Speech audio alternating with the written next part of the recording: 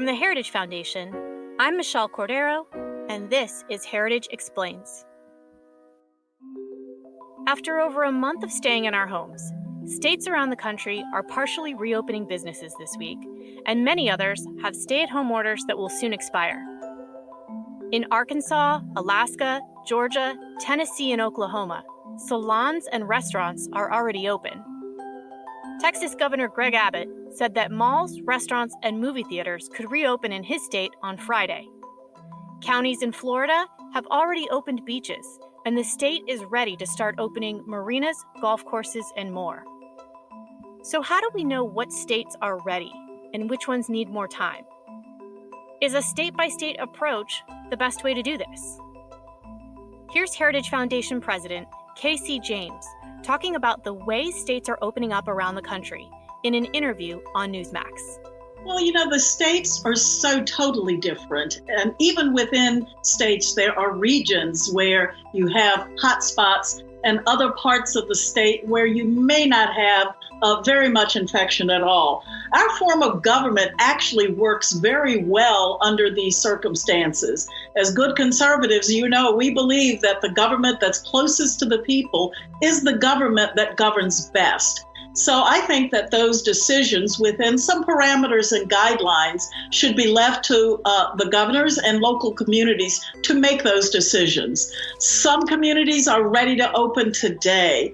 Other communities will require some time to put some pieces in place to protect the health and well-being of the citizens in those communities. Heritage recently started the National Coronavirus Recovery Commission. Led by James, the group has brought together experts in medicine, economics, government, business, and human behavior to outline specific recommendations to reopen America. The goal? To help our nation figure out how to save lives and livelihoods.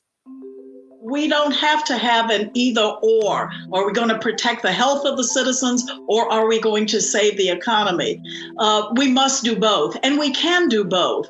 It just takes some common sense, some principles, and it takes a little bit of tolerance of understanding the differences that exist across our country. Last week, the Commission reported that what we do in the next 30 days could decide whether the country has to contend with an economic depression. And that's regardless of whether COVID-19 is suppressed in the next several months or even in the next year. The steps outlined in their report are critical both to defeat the virus and avoid economic catastrophe. Today, Dr. Richard Tubb, a retired military officer and one of the longest-serving White House physicians in history, serving from 1995 to 2009, joins us to talk about what plans we should have in place to reopen America. He also talks about his time working for President Bush to build out some of the first pandemic planning. Dr. Tubb is also a member of Heritage's National Coronavirus Recovery Commission. Our interview after this short break. Overwhelmed by the 24/7 news cycle? Looking for a way to keep up with the news that matters? The Daily Signal podcast brings you the top news of the day, plus interviews with lawmakers, authors, Heritage Foundation experts, and more on the most important policy debates in America today. If you're a conservative who wants to be on top of the news, check out the Daily Signal podcast, available every weekday morning. Dr. Tubb, thank you so much for making the time to talk with us today. So the Commission recently released its first set of recommendations to reopen America, and it focuses on the first two of the Commission's 5-phase recovery plan. Can you explain to us what these first two phases are? Well, phase one is titled Returning to a More Normal Level of Business Activity at the Regional Level. It can't be divided in the same way I talked about the mission and the man being indivisible. Phase one cannot be separated and should not be separated from phase two, which is slowing the spread while expanding testing, reporting, and contact tracing. So those are phase one and phase two, and an interim report has been authored and released discussing the Commission's findings in phase one and phase two. These seem like the really two most important building blocks to starting to get things back to normal. I know there are a total of 47 recommendations, but starting with phase one, can you just tell us some of the recommendations to get America back to a more normal business activity? I think, Michelle, based on what I just said and what I know, I'd like to consider them together if that's all right. And the reason being not only that they are in and of themselves iterative, the one feeds on the other, which then feeds on the other, and so on and so forth, and cannot or should not be evaluated in the absence of the other. But I also recognize one of the most important things of being a general practitioner is knowing what you don't know. And so certainly phase two, I have more experience with and more knowledge than in phase one. And so I look to my partners for their expertise in that regard, and then look at how phase two both supports and proceeds from that. But I think, not intending to evade or avoid your question, I think the setup speaks to phase one and the importance of that. And I already mentioned one of the recommendations or the premises that President James charged us with. And I'm reading it here. It's restarting economic activities and combating the novel coronavirus requires an all-of-society approach, one that is not uniform across the country. And I think that has been preeminent in the society and the federal government's approach to the pandemic. It is very, very easy for us watching the cable news networks to focus on what is happening in New York. And New York is a critical part of America.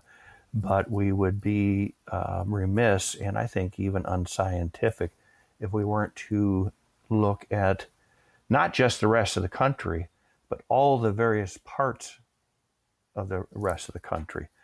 The second recommendation or premise that President James instructed us to consider when coming up with our recommendations was the knowledge that this had to be not just an all of society, but an all of government approach. President Trump and Vice President Pence have gone to great lengths to make that clear from the very start, that this is, as our country was founded and as it has thrived over 200 plus years, it is a federalist society.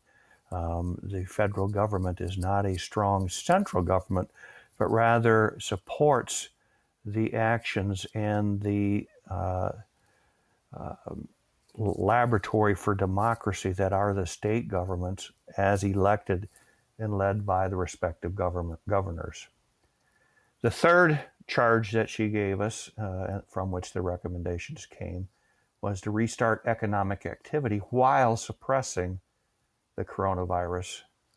That will then provide the American people the necessary confidence to re-engage the recovery. So again, like phase one and phase two are indivisible, so is economic recovery from clinical recovery from the coronavirus. They have to work together in order to provide the confidence to restart the economy. Dr. Tubb, so since you were President Bush's doctor during 9/11 and anthrax followed shortly after that, you were also his physician as President Bush began to build out some of the first pandemic planning, which we've seen a little bit about in the news lately. What we're going through today, is this a better or worse scenario than what you and President Bush had planned for back then? Well, I'm glad you brought that up because, again, I think it's important to have a context to understand where I'm coming from and my advice to the commission as they try to advise the decision makers across the country on taking back our economy. And to back up a little further, I'm an Air Force, or I'm now a retired Air Force family physician and flight surgeon, and so had spent years taking care of my patients in the context of their whole life and in the context of their job and missions. I came to the White House in 1995 as a junior Air Force physician with a guarantee that I would only be here 2 years. I shortly became Vice President Gore and his family's family physician and the head of his operations, medical operations. And I also became the Clintons' deputy White House physician. My boss, Connie Mariano, was their formal physician, but in my position, I traveled a great deal with Mrs. then Secretary Clinton as she traveled the world. That's important in that it laid the groundwork for what happened in 2000 and then 2001. You may remember, or perhaps some of the younger listeners may not remember, but the campaign of 2000 was a very, very bitter campaign and a contested election. So the election wasn't actually decided until the middle of December of 2000, meaning that the president-elect, headed by the person who was to become the vice president-elect, Cheney, got a very late start in the game as far as putting their government together. So it wasn't until mid to late summer that the Bush administration had finally got their legs under them and got their government going. And that reached a peak when President Bush and President Putin of Russia met in Slovenia. And that's where our president, I think, really had gotten to the point of being our leader. That all changed on the morning of 9/11. I was with the president at the time, and like this crisis that we face, it was something that really we had not visited before, and many of us had not imagined. So that demanded a great deal of imagination. It demanded being surrounded by good advisors, and then it demanded coming to a decision point. That was quickly followed by anthrax and the very real threat of anthrax, bioterrorism, biowarfare, and then asymmetric warfare in general. And it created both a crisis in reality and a crisis in perception, in that, like now, people were confronted with what was to become a new normal, and that required the confidence to get the planes flying and return back to work to this new normal, understanding that their lives would never be the same. They wouldn't go back to what they had before. But that doesn't necessarily imply that the new normal is purely a defensive posture. It required, say, the imagination and the courage to engage the new normal. And I think that's something that America has always been good at, and something that is demanded now. On the heels of anthrax, we then had SARS-1, the COVID-19 virus is now the SARS-2 disease, and it is SARS-2 because we had gone through SARS-1. We learned a great deal in SARS-1 that will inform what we do in our response to SARS-2. An example of that, going back to phase 2 and testing, is that we've heard much discussion about herd immunity, vaccines, active immunity, passive immunity, which is the plasma, much of which requires herd immunity.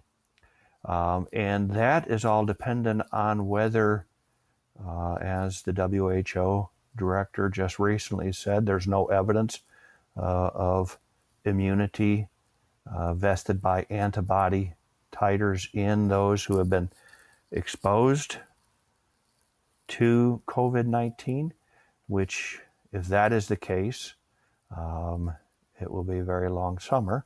But I think we have to look at the words very carefully. He was careful to say there is no evidence of immunity. That is not to say that there is not immunity, and that is what remains to be found. But we look back to SARS-1 and our other experiences with infectious disease, and I believe that we have every reason to believe that exposure to the virus will provide immunity of some duration that will then facilitate and inform us taking back our economy. So that was SARS-1, and then somewhere in there was avian flu, and then it culminated with what I think was great prescience on behalf of our former president and my forever patient, and that was his experience with the book.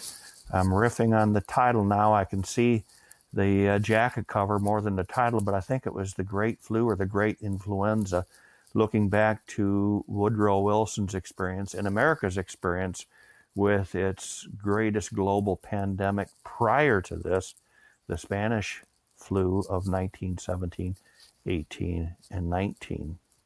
I think we can take a great deal of knowledge and lessons earned from that. But what I remember is the president coming down into my office. My office was one of the few offices in the White House residence proper. It was directly across from his elevator. So generally, I would be the first one to see him on his way to work in the morning and the last one to see him on his commute home in the evening. And typically he would stop in there just to chat. And I remember him coming in many, many times demanding to know whether I had read this book yet, and then shaking it in my face. And sadly, I had not yet read the book. But certainly I took his emotion to heart and became an initial part of the what would become the pandemic response that was the backbone for everything that was built on it up to this point. I think this government, well, first of all, I'll say looking back now in preparation for the commission and doing my homework, I looked at the plans that were first started in 2005 and went all the way up to, I think last fall, I believe. And I looked at their plans knowing that they were looking at it from a different vantage point than I am currently. And I think they did a very, very good job of imagining the unimaginable. Now, I think we have to keep in mind that the pandemic flu of 1917, 18, and 19, and much of the planning that went into the preparations was patterned on a novel influenza A. And as such, it relied heavily at some point not only on the NPIs, the non-pharmacologic interventions that have been so very, very successful up to this point, but it also required the intervention of antivirals and an active vaccine, which would have been very good to have had this been what we're going through now, an influenza. But instead, it's a completely unrelated virus, a coronavirus. And so what President Trump and the governors and the whole of government and the whole of society are now facing is something that is truly novel, which we can turn to as far as the planning before, but now we have to do some creative thinking and some new science with where we're at now. In conclusion, Dr. Tubb is someone who has served as the White House physician for 3 U.S. presidents and spent a great deal of time in the healthcare industry. Are you confident that America can get this done? In 3.2 seconds would be absolutely. I would say, Michelle, after I left almost 33 years, don't hold me to that, but let's say over 3 decades of public service, half of which was spent at the White House. 10 more years after that spent advising the physicians and the medical unit for President Obama and President Trump. My experience coming out of that experience was like discovering a whole new world, and that was the private sector. And I got involved in some what would have been, what's the word I'm looking for, some private sector experiences that were unorthodox or required a new way of thinking. And what I discovered in that is that one of the strengths of our country that has made it great is not just our people and not just our values, but our free democratic marketplace. And what I saw and what excited me was the ability of the marketplace to effect lasting good around the world in what has been called a double bottom line strategies. Doing well by doing good and doing good by doing well. And I think President Trump has gone a long, long ways to carry on some of the things that President Bush also thought were important. And that was to unleash the creativity of the American mind, to unleash the enormous power which, when partnered with the public sector, is a force unlike any other for good. And we need that force now. We need the force of good people. We need the force of good government. And we need the creativity, imagination, and force of a regulated but free economy, so that our inventors, our smart people, our doers can go out there and do smart things, create good things, and to do good, like vaccines and therapeutics and antibodies and plasma, and even strategies as to how to open up the marketplace after a crisis like we've been through and are going through, as one country, as a civil society, as a society that is governed by the rule of law and a constitution of well over 200 years ago that has served us very well, with checks and balances in our federal government and checks and balances in the relationship between our federal, state, and local government, and checks and balances on ourselves as we relate to others in that civil society. So that's the long answer. That probably brings us up to 5 minutes, but I'll repeat it again. The answer to your question is absolutely, without a doubt, we can do this. I love that. I love the idea of that all society approach, especially including the private sector. Thank you again for taking the time to talk with us, Dr. Tubb. I know you're a busy man, and we're grateful for the important work that you're doing, and America is grateful, and we definitely need people like you on this commission. And that's it for this week's episode. If you want more details on the commission or their recommendations, you can visit www.coronaviruscommission.com. Please review and share this episode. It really does help. We'll see you next week. Heritage Explains is produced by Michelle Cordero and Tim Descher, with editing by Thalia Rampersad.